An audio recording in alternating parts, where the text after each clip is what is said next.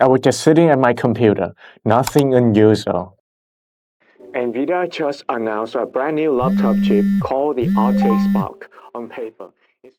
It was Google. A new sign was detected on your account. I thought, okay, maybe it's just me.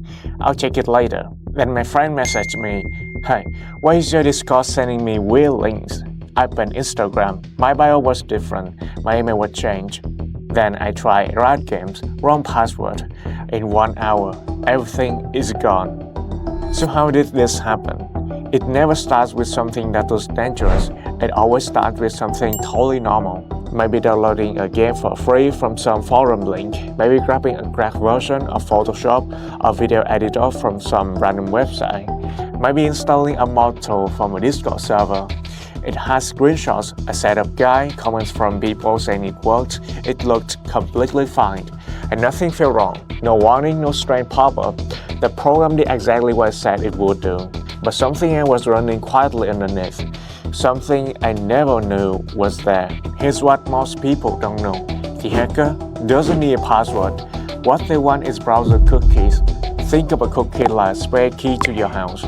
When Remember Me is checked on a website, the browser saves a file that says, this person already logged in, just let them in.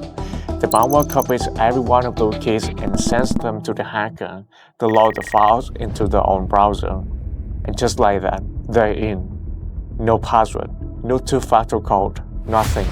By then I noticed they already changed my recovery email and phone number. But here's where it gets interesting. What happens in the 5 first minutes decide everything.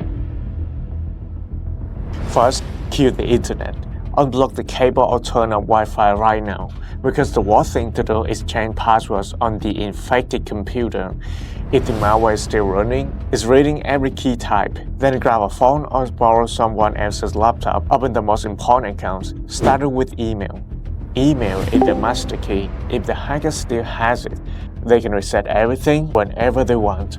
Go to security settings, find active sessions, and lock out all of their devices. Every session the hacker is using gets cancelled instantly. The spare key stopped working. Now go back to the infected computer. Run the offline scan in Windows Security. It scans before Windows fully loads, so malware has nowhere to hide. Then run a second pass with Malwarebytes or Advanced, and this is where I have to be straight. Sometimes a scan isn't enough. There's a type of malware called a rootkit. It hides so deep that normal tools can't even find it. It's like termites hiding in the wall. Cleaning the surface doesn't fix anything. If that's the case, the only real fix is a clean install of Windows. Wipe everything, start fresh. It's not as hard as it sounds. Just keep a phone nearby and follow a YouTube tutorial step by step. Once everything's clean, change your passwords, turn on two-factor authentication back on everywhere.